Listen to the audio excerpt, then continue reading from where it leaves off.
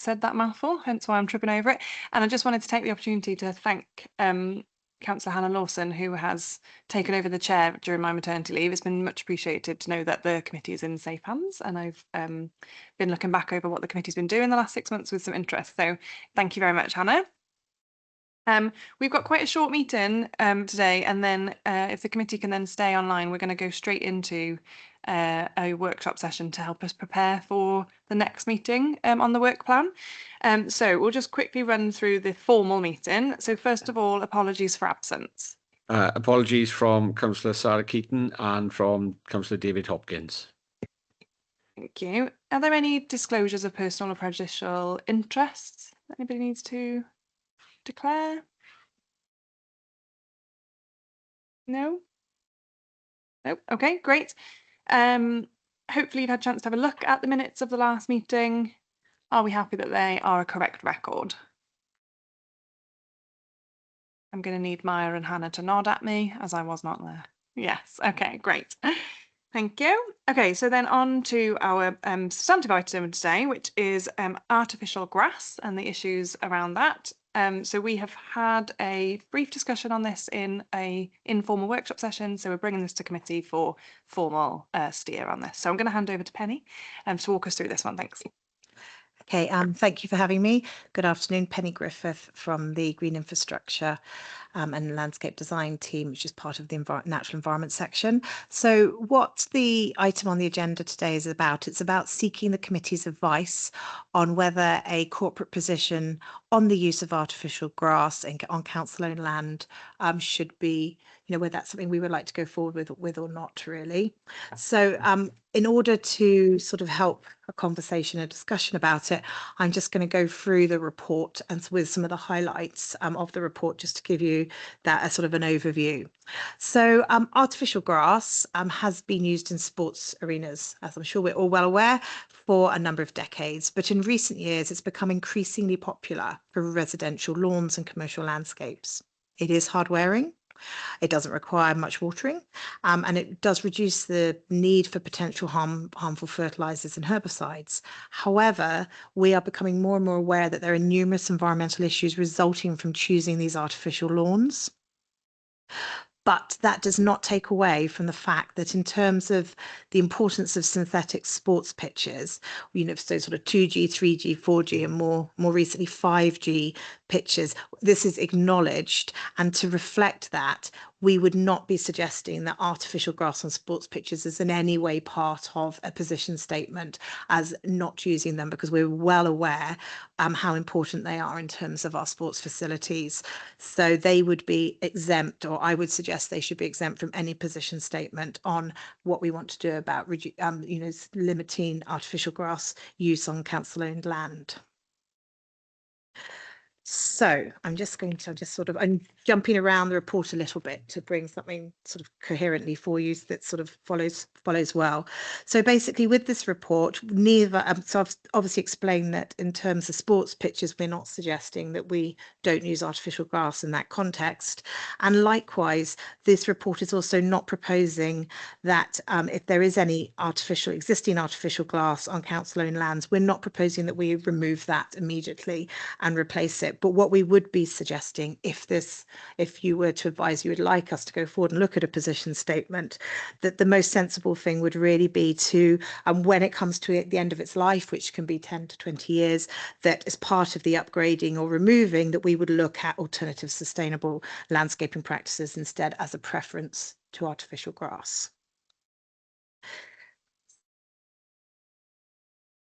I also wanted to pick up on where this sits within our corporate commitments and duties within our local policy legislation and national legislation.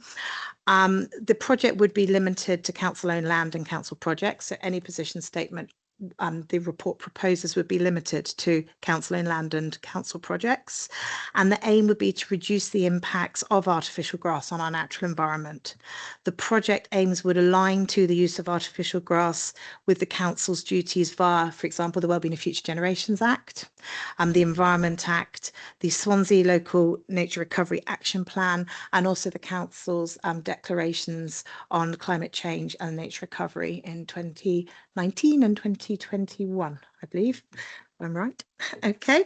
So what I thought I'd do now, so that's given you a bit of the context around where the reports come from and where it sits. I just wanted to very quickly go through some of the environmental issues or environmental impacts on artificial grass. This is all in the report and it's all referenced as well. So all of this, when in writing the report, I referenced it to make sure that I was using good evidence to demonstrate these findings. So obviously there's impacts on biodiversity, which is around habitat loss and the soil ecosystem health, and the impacts of microplastic pollution on the biodiversity as well. Another key area of concern is climate change, the urban heat island effect. There's quite a lot of evidence that artificial grass absorbs and retains more heat in the summer, which then radiates back into our urban spaces and would add to the heat island effect. Carbon storage is an issue. Obviously, natural grass stores carbon, artificial grass doesn't, and carbon issues as well around the manufacturing of the artificial grass. Also, in terms of resource-intensive production, it's a petroleum-based material. Manufacturing, there's a lot of chemical additives involved in the manufacturing process to produce it. And when we look at water use and absorption, yes, it does reduce the need for irrigation of lawns in the summer. However, there's a fair bit of information and evidence that's come out with studies showing that in actual fact, there's an issue with artificial grass increasing surface water runoff. Whereas natural grass will absorb and retain the water within the immediate water table. In terms of lifespan and recycling, it's non-biodegradable, very, very hard to dispose of, and currently not recycled in Swansea. It's not part of our recycling process. Microplastics and chemical pollution. There's a lot of infill materials like the crumb rubber, which create chemical pollution. Wear and tear, it breaks down, and again this creates microplastic pollution problems. And there are a number of maintenance chemicals which are needed, which potentially can get into our waterways. So that really picks up on sort of the environmental and the biodiversity issues. I think what I'll probably do now to give us enough time to talk about it is just go back to the recommendations on the report and just sort of run through that. So again, we are seeking the committee's advice as to whether or not we should take a corporate position in relation to artificial grass and council-owned land. We would suggest the recommendations would be that the council can raise awareness around the environmental impacts of artificial grass. The council promote the use of sustainable landscaping practices as an alternative to artificial grass, and that the council looks to develop a position statement on the use of artificial grass on council sites and council projects. Thanks ever so much, Penny, for such a comprehensive report and for walking us through that. I don't know whether you wanted to add anything as the Cabinet Member, Councillor Stevens? Thanks, Penny, and the team for pulling together the report. I think an area of the report that we really needed to have some discussion on and find a way forward is around that awareness raising and the biodiversity and impacts that artificial grass may have. Fully understand the need and the beneficial uses of it in sports pitches, as we outlined, and it's important to note that this is not touching on that, but I don't think in terms of garden areas or recreational areas generally that people understand that there are potential impacts when you remove grass or place it over grassed areas. In particular, quite a big one is I believe it's listed in the report, is soil compaction and the impact that has on soil biodiversity, soil health, and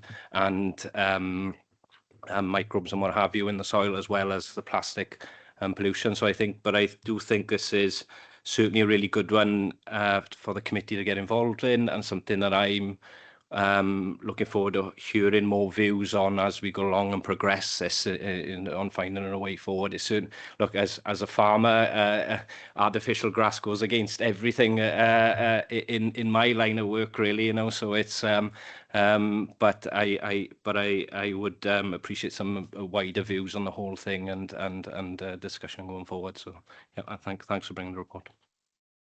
Okay, great, thank you. So in our informal session where we considered this, there was general consensus around the council developing a position statement. So can I just check, first of all, committee members that are online, is there anybody who's had a change of heart? Or are we still happy that a position statement is a good idea? Okay, I'm seeing nods, in which case I think we accept recommendation 3 on the developing a position statement. In terms of then what that statement should include and also what activity needs to go around that, as you say, in terms of the education piece. Can I throw it open, first of all, to committee members for any questions or comments on that?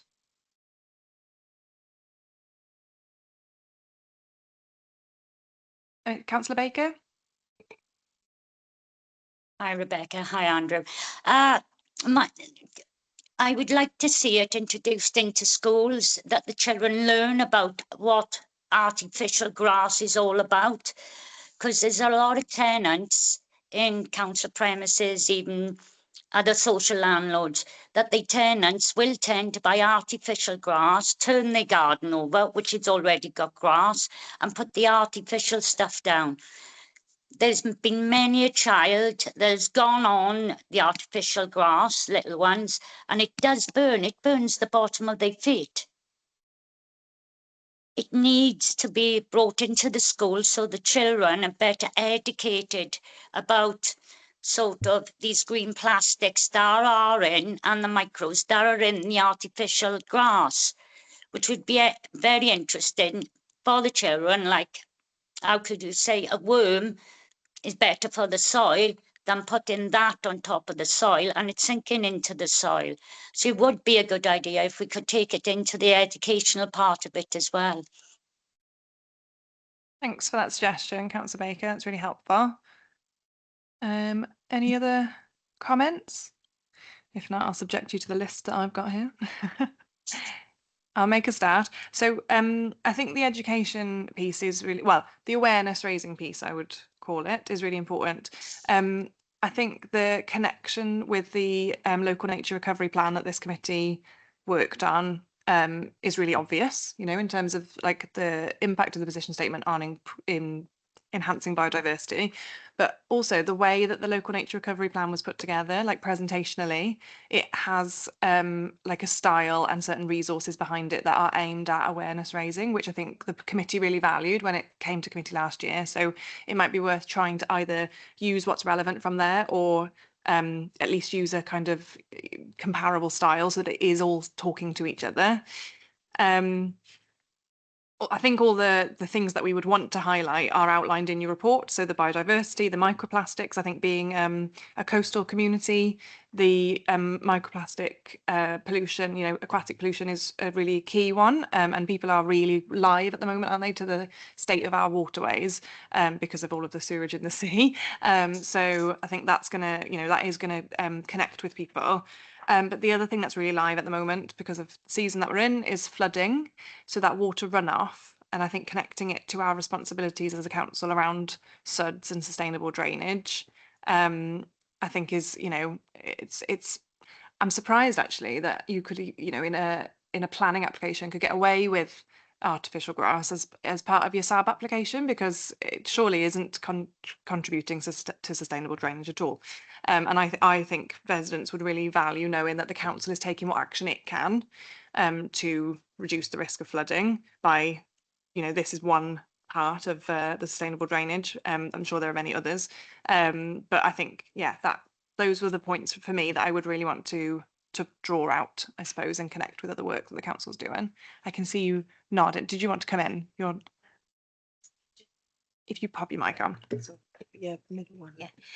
In a plan, this wouldn't form part of a planning application because it would be a developer who's developing. And obviously, when you move into your home, it's then that we can't oversee or you know, stop fake grass going down. So, Yeah, go ahead, Penny. And just to add to that, we, you know, as part of writing this briefing statement, as Kathy said, we talked about the planning situation, and whilst it's not under the legislation of the planning planning process as it stands at the moment, through the green infrastructure statement process, artificial grass would not be considered an acceptable green infrastructure enhancement. So it can link into that element, having spoken to our planning colleagues, but not planning policy, the planning policy Wales and the planning policy itself, as Catherine has highlighted. I agree with Andrew. It should be, and the councillor who spoke a few minutes ago, it should be on education, and we should press releases. Schools, for example, they need to be aware, head teachers, if they are putting it down, because I know it's been used in grounds, not on grass, but usually in areas to make things look more attractive in many occasions, or on top of decking, just because it's less slippy than wet wood. However, they also need to be aware that to get rid of this, there is a cost to them as premises managers, and housing as well. In their tenancy agreements, it is actually said you need to maintain your gardens, and there may be a cost when you move out, or there will be a cost if you don't move these things out, like black bags or rubbish, or like an old fridge or anything. That cost is put back to the tenants, but it's obviously very difficult to enforce. So I think it is all about education and putting it out there. And if there is a statement from the council saying this is why we don't advise using plastic grass or fake grass, and these are the reasons why. Thanks. Yeah, I think there are probably two bits of work that need doing, because there's the bit of work around Swansea Council does not use artificial grass on its new developments, notwithstanding sports pitches, and this is why. And then there's the bit of work that's like, we don't recommend that you, private citizen, use artificial grass, and this is why. And obviously we don't necessarily control, well, we definitely don't control the actions of private citizens. And I think that there's probably a little bit more work needs doing around our tenants, and that would need a lot of consultation, I'm sure, to be able to kind of tell tenants what they were and weren't able to use. But it does strike me as having parallels to the work on chemical weed killer. So in my ward, West Cross, we're trialling we're not using chemical weed killer on most highways and not in any parks, and that is our decision as councillors. So that's council not using weed killer on council land. There is then a separate bit of work around residents. We don't recommend that you use chemical weed killer in your gardens, and this is why, but we're not saying you can't use it. It's just an education piece about why we would recommend people reduce. And I think if you think of it in those two ways, you kind of get a bit that we can control and get our arms around, and have a really good message on what we're doing, why why we've chosen the route that we've chosen, and then a kind of more widespread piece around encouraging Swansea residents to come along with us on that journey. I think I've spoken for long enough. Councillor Lawson. Thanks, Rebecca. Yeah, I think maybe something it might be worth including in the awareness raising is around maintenance, because I think maybe some people get artificial grass because they think it's going to be a lot lower maintenance than having to cut grass and that sort of thing. But in fact, it still needs to be cleaned. It still has weeds that grow through it. So it still has a lot of problematic elements in terms of maintenance. It's not just a kind of completely maintenance-free option, and that perhaps helping people to be aware of that, and in terms of our own tenants, maybe giving people a little bit more options in terms of being able to have equipment to keep grass maintained might be part of that, but part of what we could look at perhaps. Thank you. Thanks for that. In terms of next steps with this then, Councillor James, I'll just check as you haven't spoken. Is there anything you wanted to add? No, I agree with everything that's been said. Thank you. Okay, great.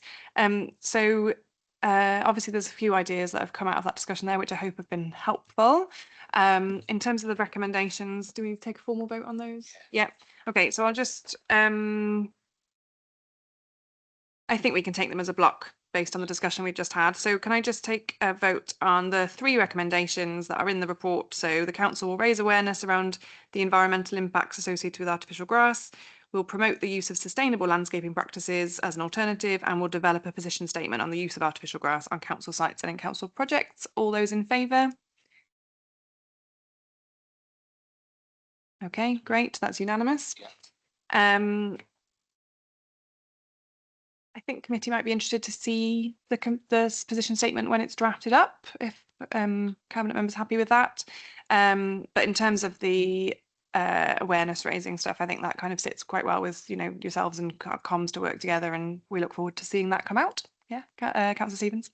Yeah, can I just concur what you said in about bringing people along with us? I really think it is the terms with this is that a lot don't really understand the impacts that it could have. So I think the awareness raising and bringing people along with us, as you said, Chair, it will help a long way in terms of this, and